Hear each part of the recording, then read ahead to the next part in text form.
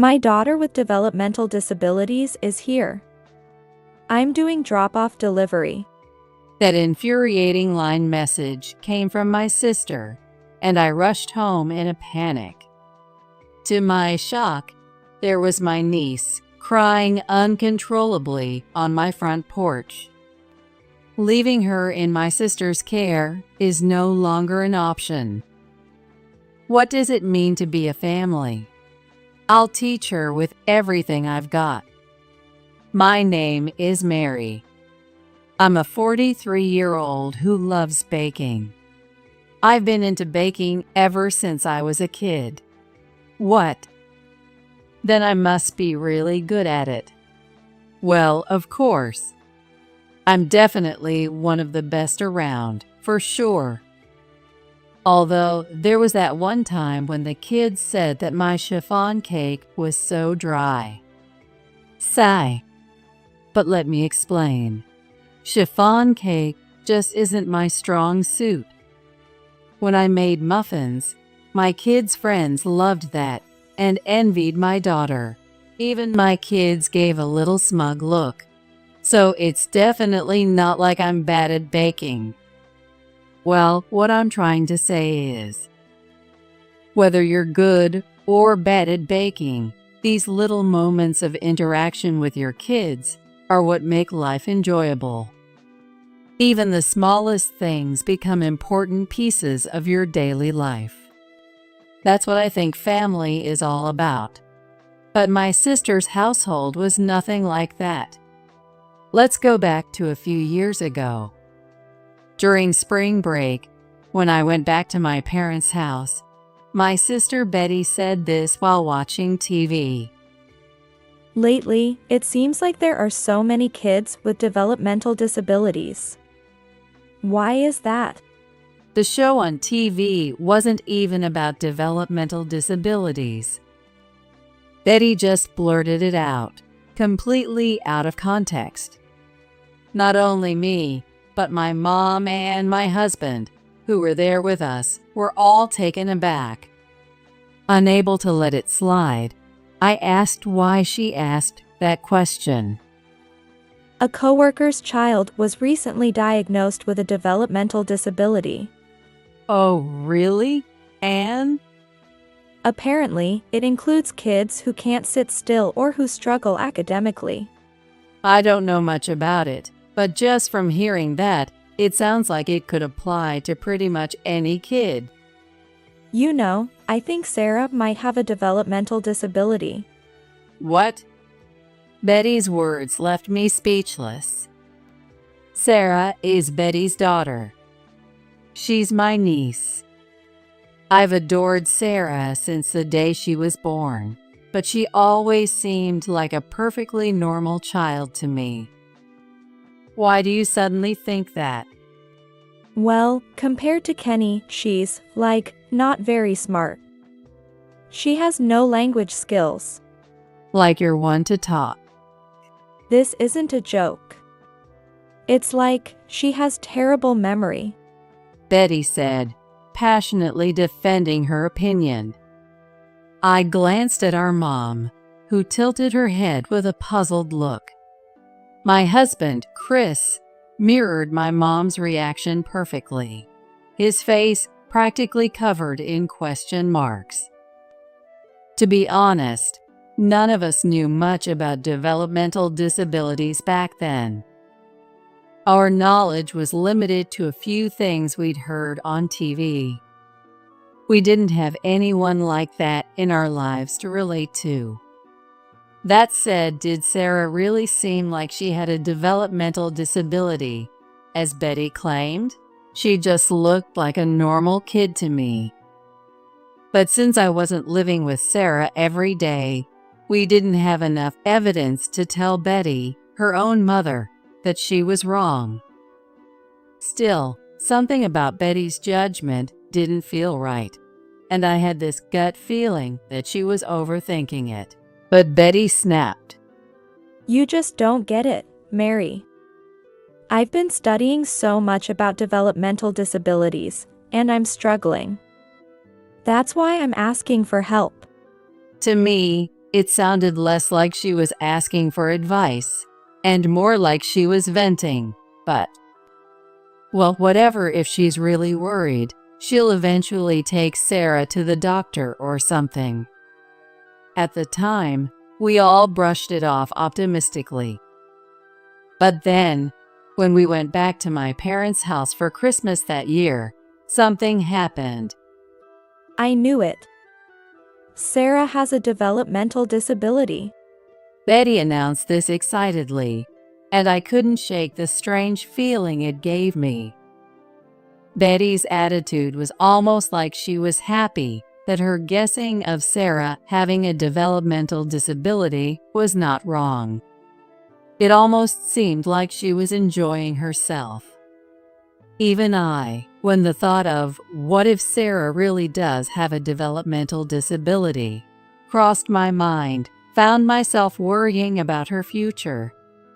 Have you taken her to the doctor? No, I haven't. But I have proof. Proof? Stop talking like you've just uncovered a criminal.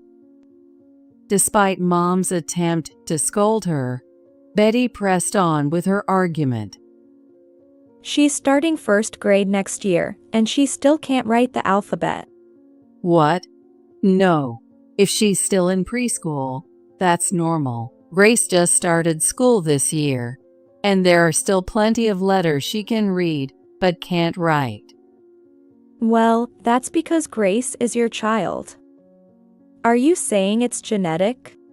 Betty's smug attitude, as if she had just made some profound statement, rubbed both Chris and me the wrong way. Mom, meanwhile, looked nervous, clearly worried about the tension rising between us. I held back the urge to snap at Betty, exhaled slowly, and let it go for now. Anyway, I really think there's no need to rush. There are plenty of kids in elementary school who can't write yet. She'll pick it up eventually. Betty frowned, clearly not convinced by my words. But Kenny could write the alphabet ages ago when he was in preschool. Well, I stopped myself before saying that it was because Kenny was a genius. Sarah was nearby, after all. Kenny is Betty's eldest son. He's Sarah's older brother. He's always been a bright child, the kind of kid who could calculate dates on a calendar or read road signs effortlessly. After our late father casually remarked that Kenny was a genius, Betty changed completely and started putting all her energy into Kenny's education. Now he attends some kind of lesson 5 days a week, and at home, it's all about studying. I've never seen Kenny playing like a typical kid. Everyone has told Betty to let Kenny have more freedom. But Betty always brushes it off, insisting that Kenny is the one actually wants that. And Kenny himself says that he wants to study more because it makes his mom and dad happy. Everyone but Betty and her husband could see this wasn't good for the kid, but since Kenny didn't seem to mind, it became hard for us, as outsiders, to intervene in their family matters. Every child develops at their own pace. You can't compare them. Betty frowned, looking clearly dissatisfied with my words. Then Betty's husband, Tom, jumped into our conversation with a smug look and said that we should not hinder a child's development by saying things like that. There are first graders who can't write as well as Sarah right after starting school. I think it's a bit much to label her as having a developmental disability over something like that. Well then, maybe those kids have developmental disabilities too. Oh, my apologies. Wasn't Grace also unable to write letters? Typical, coming from you who are dim-witted. Sensing my irritation, Chris stepped in. Well, from what I hear, Sarah seems to be doing just fine. But Tom exaggeratedly shook his head. She doesn't listen. She's restless. She doesn't express her own opinions. And she's terrible at socializing in group settings. She perfectly fits all the symptoms of a developmental disability, doesn't she? Tom said this with a smug look, as if he showed perfect proof. When she's playing with Grace, she seems calm and listens just fine. From what I've seen, she doesn't seem to have any issues with group activities either. At my words, Tom snorted dismissively. You just don't get it, do you, Mary? Excuse me? She's way too incompetent compared to Kenny, who's 3 years older. Kenny can do so much more. Well, of course Kenny can do more. He's 3 years older. If Kenny, at 3 years older, couldn't do more, then you should be the one taking him to a doctor. I couldn't help but stare at Tom, dumbfounded. From a medical standpoint, it's obvious that Sarah's condition is a developmental disability. Medically speaking. But Tom, you're not a doctor. I always say this. My siblings all graduated from state universities. That makes me smart. Okay. I couldn't help but chuckle awkwardly. Tom often claims that he is also smart, since all his siblings graduated from state universities. For the record, Tom graduated from a private university. His teachers had advised him not to apply to any state schools because they were certain he wouldn't pass, but he ignored them and applied anyway, and predictably, he failed. In the end, he went to his safety school and now works as a manager at a supermarket. Despite all this, Tom insists that he has the same brain as someone who graduated from a state university. What on earth is he talking about? It took time after Tom and Betty got married that I learned even his family kept him at arm's length. But still, it's important to have a professional check things out. Chris subtly encouraged Tom to take Sarah for a proper medical checkup. And then, No, there's no need. It's not just my evaluation. I've also gained insights from something like a doctor. everyone except Betty's family suddenly had question marks floating above their heads.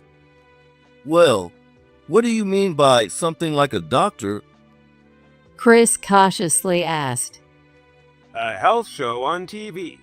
It perfectly matched my diagnosis, so I think it's very credible. As we all groaned at Tom's ridiculous statement, Betty chimed in to make things worse. That's right. The special show they aired recently was amazing. One of my coworkers watched it, got worried, went to the hospital, and they found the exact condition the show talked about. You can't underestimate these programs. Seriously? We were all left speechless at this couple who seemed to think watching TV was equivalent to getting a medical evaluation. Finally, Mom, unable to hold back her exasperation, advised them to take her to the doctor. Stop interfering with our parenting. You ignorant people should just keep quiet. Betty snapped and stormed off, taking Tom and their eldest son with her. They left Sarah behind. She's unbelievable. If she wants to act all high and mighty, she should at least take proper care of Sarah. Mom muttered with a sigh of exasperation. And she wasn't wrong. Fortunately, Sarah was playing with Grace and seemed to be smiling, but she knew her family had left her behind. I had noticed a fleeting look of disappointment cross her face. That smile of hers was forced, a brave front. Watching Sarah, my chest ached. She shouldn't have to worry about putting on a brave face for us. Seeing her clearly trying to read the room and adjust her behavior, I became even more certain. Sarah does not have a developmental disability. After some time, Betty and Tom returned home in high spirits, apparently having enjoyed a shopping trip with their eldest son. As soon as they got back, a family meeting was held, this time with only the adults. Have you done this before? Leaving Sarah behind while you go shopping? Mom glared at Betty, her expression furious. She's just staying home. What's the problem? You shouldn't leave Sarah home alone. Why don't you take her with you? Because she doesn't listen. It's discipline. Then scold her about it. Leaving her behind without explanation is just cruel. With all due respect, we provide Sarah with meals and a proper education. Why are we being criticized like this? Chris and I couldn't hold back and raised our voices at Tom, who had cut into Betty and Mom's conversation, telling that they should not do like that. But Tom, completely unfazed, brushed us off. His detached attitude made it clear he didn't see anything wrong with their actions. Irritated by his behavior, I couldn't help but jump in, saying something so basic like it's praiseworthy. Do you really expect us to just nod and agree? This is a matter for our household, so could you stay out of it, Mary? If it's a matter for your household, then it's also a matter for mine. Sarah is family. She's my blood too. If my precious niece is being treated unfairly, I can't stay silent. You're exaggerating. Every family has situations where a child stays home alone for a bit. So, I assume Kenny stays home alone sometimes too? If all the kids are equally taking turns being left home alone, I'll drop it. Though I'd be lying if I said I didn't have concerns about leaving a preschooler alone in the house. At my words, Tom went silent, and Betty looked down. It seems Kenny has never been left to stay home alone. They didn't need to say anything. Their body language said it all. If you really think Sarah might have a developmental disability, doesn't that make it even worse to leave her alone at home? Chris added, his tone critical. Both Mom and I nodded in agreement, thinking he was absolutely right. However, She's a child who can't even handle staying home alone, so we're teaching her how. Stay out of it, outsiders. Betty shouted and slammed the table with a loud bang. After 2 hours of trying to reason with my sister and her husband, the conversation remained at an impasse, and we had to call it a day. Needless to say, the sulking couple left for home earlier than planned the next morning. Throughout their visit, it was painfully clear that Betty and Tom doted on Kenny while treating Sarah differently. Take mealtime, for instance. If there was shrimp, Kenny's favorite, on their plates, they'd give it to him, but they never did anything like that for Sarah. On the contrary, they'd even tell her to give Kenny some of her shrimp. Sarah, likely used to this dynamic, would only show mild reluctance before obediently complying with her parents' demands. I'm sure my sister and her husband see this behavior and think that she doesn't express her opinions. But if expressing your opinions gets you nowhere, of course you'd stop speaking up altogether. Betty and Tom also made promises to buy games only for Kenny, and their conversations were always about him, never directing any attention or questions toward Sarah. There were countless instances where their favoritism was blatantly obvious. Each time, I wanted to reprimand them, but thinking about how Sarah might feel if I did, it was hard to speak up in the moment. I had no choice but to stay silent, which eventually led to that family meeting. After seeing all of this firsthand, Chris and I began having more discussions about what we could do to help Sarah. Then one day, Just for today, can you look after Sarah? with that, Betty showed up at our house unannounced, bringing Sarah along. The suddenness of it all left Sarah looking confused. She probably understood better than anyone how inconvenient it was for us to be asked something like this out of the blue. So I didn't press Betty for details and quickly agreed to take Sarah in for the day. Thanks so much for watching her. You've been such a big help. A few hours later, Betty showed up at our house at the agreed time to pick Sarah up. "Sorry for the short notice," she said. So even scatterbrained Betty must have felt a little guilty about it. "That's fine, but why so sudden?" Well, Kenny's friends and their moms were coming over to our place. And, it's just that, with Sarah there, it would have been, well. What do you mean by that? Kenny's friends are the ones he takes lessons with. Most of their families are doctors or from high society backgrounds. If they found out he has a sister with a developmental disability, it'd be humiliating, right? So, I hid Sarah here. Betty stuck out her tongue with a sheepish grin, but I couldn't hide the frustration welling up inside me. What? Listen here.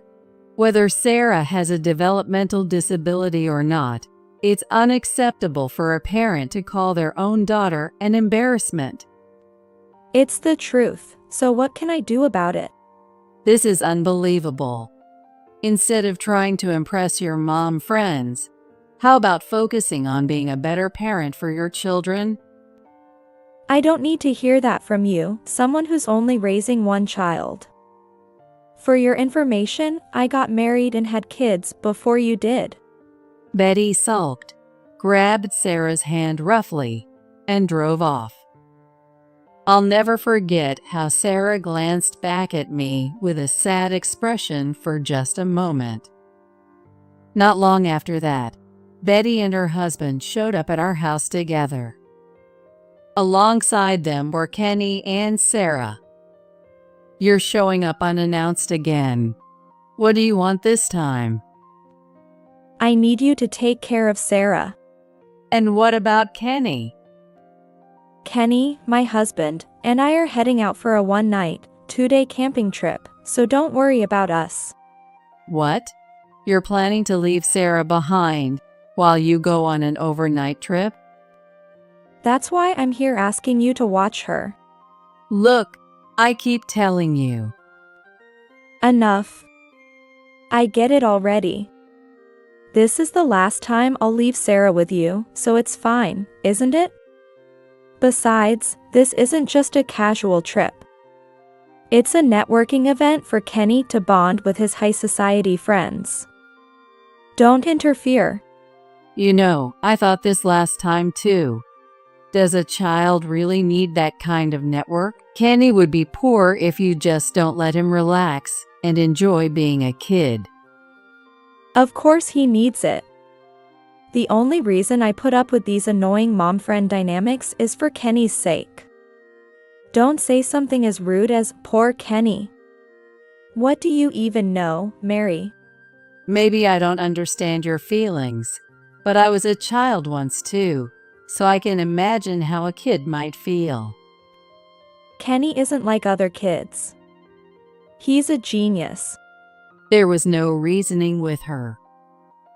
Seeing that this conversation was going nowhere, I agreed to take care of Sarah under 2 conditions. Betty had to call us before coming to pick her up, and she had to arrive on time for the 10:30 a.m. pickup she had set. Although Betty looked slightly displeased, I couldn't care less. Without even saying goodbye to Sarah, Betty and Tom got into the car, with only Kenny giving Sarah an apologetic wave as they drove off. What heartless parents, truly. Fortunately, at our house, Grace was overjoyed to have Sarah over and stuck to her like glue, playing with her from start to finish, so Sarah didn't seem lonely at all. To Grace, Sarah seemed like a little sister. I wish she could just be part of our family. She blurted out things that adults wouldn't dare say so casually. Sarah even said that she didn't want to go back, which made it clear she enjoyed her time at our house. The next morning, however, the agreed pickup time came and went without any word from Betty. Of course, no one showed up to get Sarah. I tried calling her cell phone, but it wouldn't connect, leaving me worried that they might have been in an accident. Until Thanks so much for watching her. Betty and Tom showed up at our house in the evening, grinning and offering no apology.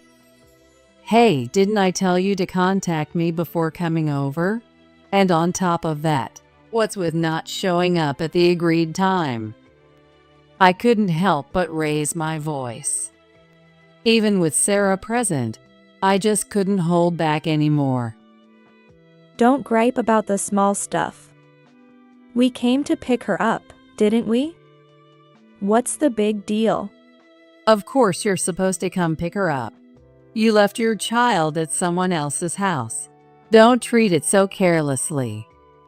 What's with you? You've been so irritated lately. Menopause? Oh, come on. It's way too early for that. Tom burst into loud laughter at Betty's sarcastic comment. God, what an infuriating couple. Look, I hate to keep repeating myself, but you two really need to rethink how you're raising your kids. We are thinking about it. That's why we've signed Kenny up for all those lessons. Unlike you, who doesn't even bother to give Grace any extracurriculars. We don't push Grace into activities because she's made it clear she doesn't want to do them. We're respecting her choices. Well, we respect Kenny's wishes too. Right, Kenny? You enjoy your lessons and studying, don't you? Betty's words were met with a hesitant nod and an awkward smile from Kenny. See? Even Kenny. Anyway, I'm so done with your nagging. We're taking Sarah home now. Wait a minute. We're not done talking. Betty yanked Sarah by the arm and shoved her into the car. Ignoring my protests, Tom started the engine, and the two of them drove off selfishly once again. How infuriating. Just as I was fuming, the next day rolled around. While I was out shopping, I got a message from Betty online. Hey, you love Sarah, don't you? What's this about all of a sudden? Well, of course I do. She's my niece, so that's obvious. Then we've reached an agreement. Agreement? Sarah with a developmental disability has been dropped off at your front door. Since it seems like you're not home, you'd better hurry back. She might be crying all alone right now. From today on, she's your daughter, so make sure you focus on parenting properly. I stared in disbelief at the unserious message from Betty. I quickly called her, but she didn't pick up. In fact, it seemed like her phone was turned off. Is this a joke? But if it's real? A terrible feeling washed over me, and I rushed home as fast as I could. And then, there, in front of my door, was Sarah. She was sobbing uncontrollably. She was face down on the ground, completely ignoring her surroundings, her shoulders hunched as she cried. I had never seen Sarah like this before. Sarah. I ran to her and pulled her into a hug. She clung to me, her tears soaking my shirt. I didn't need to ask what had happened. I already knew. Betty still wasn't answering her phone, and Tom's phone was turned off, so it was safe to assume this was a deliberate act by the two of them. Betty had said that from today on, Sarah was my daughter. In other words, it was clear that Betty and Tom were never coming back to pick up Sarah. I hugged the crying Sarah tightly once more, silently vowing that I would never forgive Betty and Tom, and that I shouldn't forgive them. Fine, I'll gladly take Sarah in. Less than a week later, my husband and I went straight to Betty's house. We brought my mom and Chris's mom along as witnesses. Our goal was simple: to officially obtain their parental consent to make Sarah our child. The two moms were there as witnesses. Chris and I had already discussed it thoroughly and decided that we would take Sarah in even if it took time. We were a little anxious about whether it would work out, since we already have a daughter, but when Sarah stayed over at our house, seeing the kids play together so happily erased any doubts we had. Even Sarah had said that it would be hard being at home, and she wanted to be my child, so we were fully prepared to welcome her into our family. Though our thorough preparation seemed to take Betty and Tom by surprise, they agreed without much hesitation. They cheerfully filled out the paperwork, and shortly afterward, Sarah officially became our adopted daughter. 3 months later, Betty suddenly showed up at our house. What do you want? Well, can you give Sarah back to me? What? No way. What's this all about now?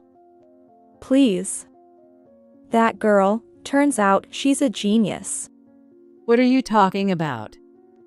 Seeing my puzzled expression, Betty launched into her story, as if she had been dying for someone to ask. Apparently, just a few days earlier, one of Kenny's friends' moms had casually remarked to Betty that she had never seen Sarah. Then the mom revealed something Betty didn't even know. Your daughter is incredibly talented at painting, isn't she? I saw her work that won the kids' art competition. It's hanging at that bank. It's truly amazing, like something an adult would create. The colors are stunning. What? Betty was left speechless by the mom friend's comment. Well, of course she was. She probably didn't even remember that Sarah liked drawing. In fact, during the Christmas visit, Betty had snatched away Sarah's crayons, telling her to stop drawing all the time. I was so shocked. I didn't even know she'd entered a competition. Turns out she's not like Kenny with academics. She's a genius in the arts. She's not developmentally disabled at all. Betty laughed loudly, but I couldn't help bursting into laughter myself. Mary? Was that really that funny? Oh, it's hilarious. Of course I'm laughing. What? I told you from the beginning that Sarah wasn't developmentally disabled, and it was me who submitted her drawing to the competition. What? To be exact, her preschool teacher told me her work was excellent, and suggested entering it into the competition. That's all there was to it. Actually, the teacher mentioned they had made similar suggestions in the past, too. No way. It's true. But the teacher said they were disappointed that you never took an interest. It prevented Sarah from having opportunities to grow. The preschool that Betty, now a full-fledged tiger mom, chose for Sarah is well known in the area as a place that focuses on nurturing talents. It's filled with bright kids, athletically gifted ones, and those with unique skills. The preschool's concept is to help uncover and develop the hidden talents of its students. It seems that Sarah had discovered her talent for art there, but her parents were only interested in academic abilities and completely ignored everything else. In other words, even with parents like you, Sarah was able to shine and show her abilities. But the ones who kept stifling her potential time and time again were you too. Oh no. We really missed out. Oh well. Anyway, Mary, give Sarah back, okay? Betty stretched out both hands in a gimme gesture, making her outrageous demand with no shame whatsoever. Even though she's my sister, her cluelessness was so absurd that I couldn't help but smirk as my lips curled up. Once the adoption was finalized, it's no longer a matter of giving her back or not. Both you and I are Sarah's parents now. If Sarah wants to return to your home, I won't stop her. Oh, is that so? Then she'll obviously choose us. Betty said with a smug smile. Are you sure about that? Sarah, come here for a moment. When I called out to Sarah, who had been playing inside, she came out hesitantly. By the way, now she calls me Mama Auntie, which is a nickname Sarah came up with, blending her former auntie with Mama. Since I'm now both her aunt and her mom, it's not wrong, so I didn't bother correcting her. Besides, it's adorable. Betty tried to rush toward her, but Kenny suddenly stepped in front of her, blocking her path. What? Kenny? Why are you here? Shouldn't you be at your lesson right now? Betty asked, her voice tinged with confusion as Kenny stiffened. Behind him, Grace was watching nervously, her eyes darting between Kenny and Sarah.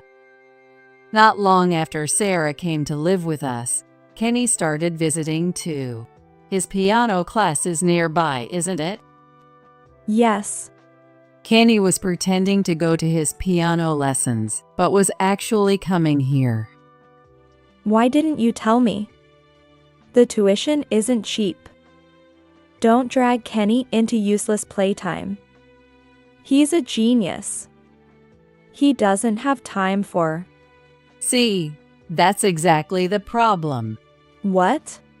The first day Kenny came here, he broke down crying. He said he couldn't stand his life anymore. But he didn't want to tell you because he thought it would make you sad.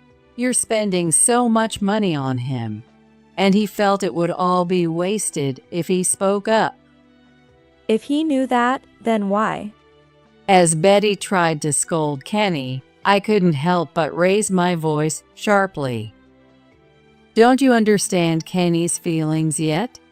Every single day has been unbearable for him, but he couldn't say anything because you keep forcing your ideals on him.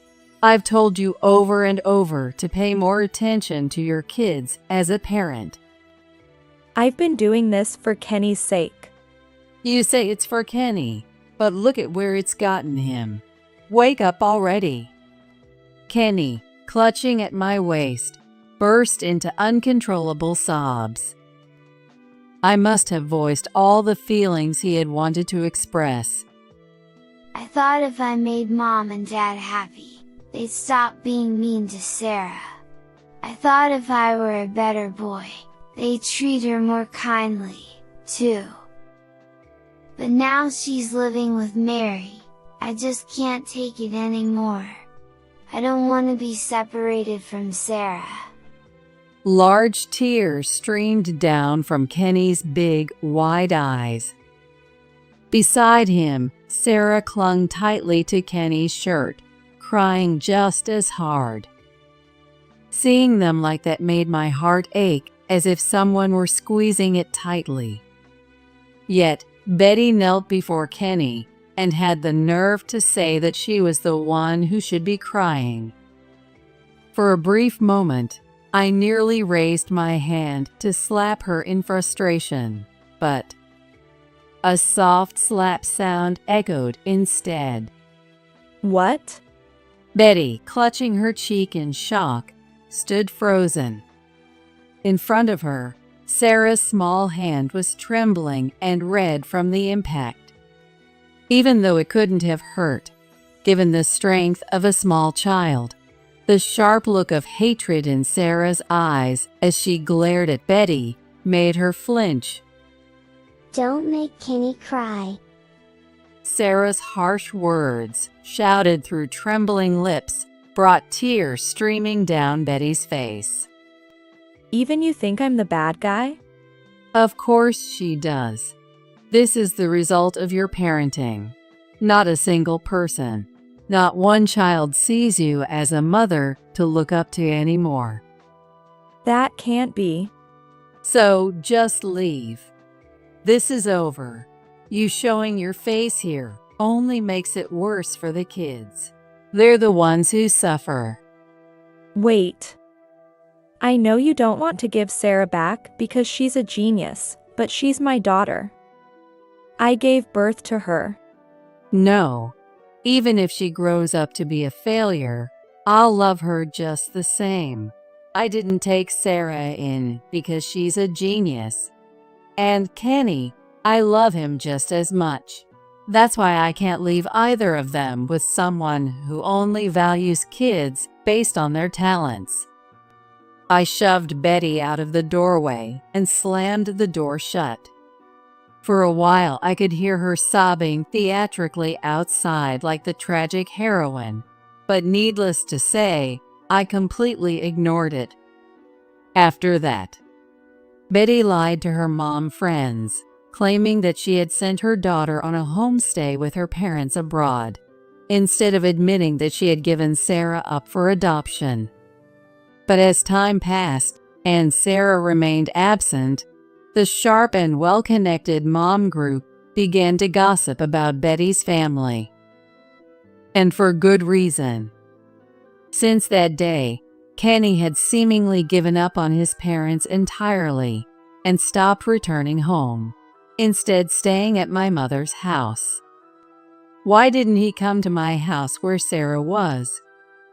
Apparently, he thought it would be less of a burden on me, and believed that staying with his grandmother would make it easier to handle any legal issues if they arose.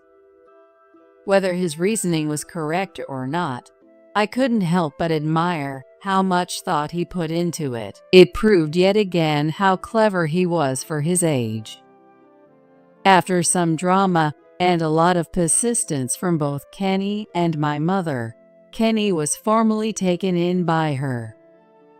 With both children gone, Betty's household drew even more disapproving looks from the neighbors than before, which further strained the couple's already fragile relationship. Tom reportedly blamed Betty for her poor parenting, saying it had ruined their social standing. Meanwhile, Tom himself was ridiculed by his own siblings for being a man who can't even keep his family together, and the resulting frustration was directed back at Betty. From our perspective, they were both equally at fault. In the end, after about a year of constant fighting, the two divorced. Betty even apologized to her 2 young children, however. But the children firmly refused, saying they would never return to their parents' care. Betty now lives alone. Tom moved back to his parents' house, but from what I've heard, he's constantly mocked as a failure in both love and life, making his situation equally miserable. It seems both of them will live out their lives in lonely isolation. After that, our family and my mother moved into a 2-generation home together. It was so that Kenny and Sarah could live together. Now that the kids are older, they're full of energy, and Grace joins in the daily chaos, making for a lively household. After moving in with my mother, Kenny gave up all his extracurricular lessons. Of course, this was decided after asking him what he truly wanted. According to him, he didn't like any of the lessons. Now Kenny spends every day playing games with Sarah and the others, joining in their pretend play, and showing what a caring and responsible big brother he can be. What's surprising is that Kenny doesn't study at all, yet his grades never drop in the slightest. And after Sarah started elementary school, we realized she seems to be the same type. It takes her some time to grasp things, but fundamentally, she's very smart. The 2 of them excel in their grades without even studying. 2 out of 3 of us are geniuses, so I'll just fully embrace being the goofy one. Well, Kenny, being the oldest, helps Grace with her studies, so it should be fine. In times like these, not needing to rely on tutoring schools is something I'm deeply grateful for. Kenny excels in academics, Sarah in the arts, and my daughter, well, let's just say she's been influenced by the 2 and developed a wide range of interests. As a result, her hobbies have expanded, and despite being just a child, she's become quite skilled at cooking. Why cooking, you ask? Well, I've always had a hobby of baking, but I've never had much of a knack for presentation. That's where Sarah stepped in, offering suggestions. For some reason, Grace, who had been watching from the sidelines, became eager to put Sarah's advice into practice. And as a result, my daughter's skills improved dramatically. What does Kenny contribute, you ask? At times like that, Kenny teams up with Chris to fully embrace the role of food tasters. Meanwhile, my mother happily watches us with a smile, capturing those moments in photos. Ever since our family grew and started living together, my mother seems to have developed a new hobby, photography. It's incredible how just a few years have completely transformed each of our lives, bringing more smiles to everyone. The loan for the 2-family house may have added to our expenses, but seeing all these smiles more than makes up for it. It's worth every penny.